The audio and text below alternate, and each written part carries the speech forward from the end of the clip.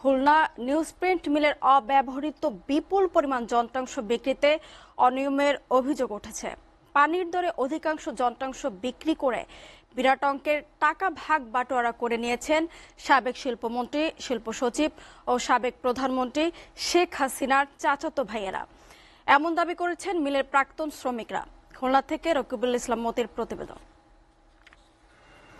ক্রমাগত লোকসান এবং মূলধনের ঘাটতির কারণে খুলনা নিউজপ্রিন্ট মিলটি উৎপাদন বন্ধ হয়ে যায় 2002 সালে।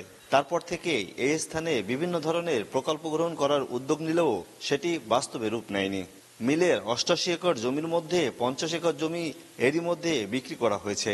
বাকি অংশে থাকা বিভিন্ন স্থাপনার বিক্রির উদ্যোগ নিয়েছে মিল কর্তৃপক্ষ। 2023 সালে দরপত্র আহ্বান করা হলে 17টি দরপত্র বিক্রি হয়, কিন্তু অদৃশ্য কারণে সেই দরপত্র জমা পড়ে মাত্র একটি। আর সেই প্রতিষ্ঠানের নামেই কার্যাদেশ দেওয়ার সিদ্ধান্ত নেয় মিল কর্তৃপক্ষ। তবে কার্যাদেশ ওই প্রতিষ্ঠানকে বুঝিয়ে না দিলেও তাদের জনবল মিলের ভিতরে অবস্থান করছে। টেন্ডারের নামে মিলের অভ্যন্তরে শত শত কোটি টাকার মালামাল রয়েছে, তা লুট করার চেষ্টা চলছে। আর এই লুট প্রক্রিয়া জায়েজ করার জন্য প্রায় 80 কোটি টাকার অবৈধ লেনদেন হয়েছে, যার সাথে জড়িত মিলের বর্তমান এমডি আবু সাইদ, সাবেক শিল্পমন্ত্রী নুরুল মজিদ মাহমুদ হুমায়ুন, শিল্প মন্ত্রণালয়ের সচিব, সাবেক প্রধানমন্ত্রী শেখ হাসিনার চাচাতো ভাই শেখ হেলাল উদ্দিন, শেখ জুয়েল ও শেখ সোহেল। এই বিপুল অঙ্কের টাকার বিনিময়ে একটি শিডিউল জমা পড়েছে, আর তাতেই 500 কোটি টাকার সম্পদ মাত্র 68 কোটি 73 লাখ টাকায় বিক্রি করে দিচ্ছে বলে অভিযোগ করছে খুলনা নিউজপ্রিন্ট মিল চাকরিচ্যুত শ্রমিক কর্মচারী সংগ্রাম পরিষদের নেতারা।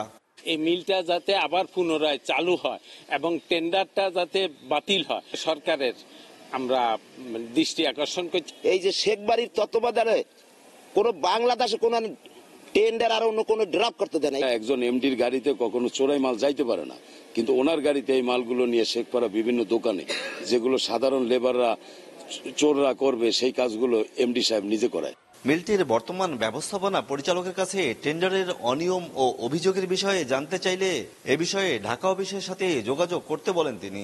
বিষয়টা আমার মনে হয় যেটা পিআরডিতেই সমস্ত তথ্যগুলো আছে, পিআরডির কাছ থেকে আপনারা এটা সংগ্রহ করে মানে আমাদের এখানকার চেয়ে যেহেতু তারা ম্যানেজমেন্টের কাছে থাকে, তাদের কাছ থেকে তথ্যগুলো ভালো তথ্য পাবে। অন্তর্বর্তীকালীন সরকারের কাছে মানুষের অনেক চাহিদা। জনগণের সম্পদ জনগণের কল্যাণে ব্যবহার করার জন্য আহ্বান জানিয়েছেন সুশীল সমাজের এই প্রতিনিধি।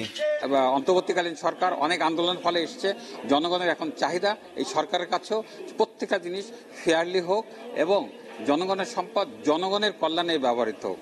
এর আগে ডিপিএম এর মাধ্যমে 3টি সংস্থার কাছে স্ক্র্যাপ হিসেবে পরিত্যক্ত 11টি জাহাজ, 7টি বাস, 17টি গাড়ি ও 28টি ক্রেন বিক্রি করে বিসিআইসি। রকিবুল ইসলাম মতি, এসএটিভি, খুলনা।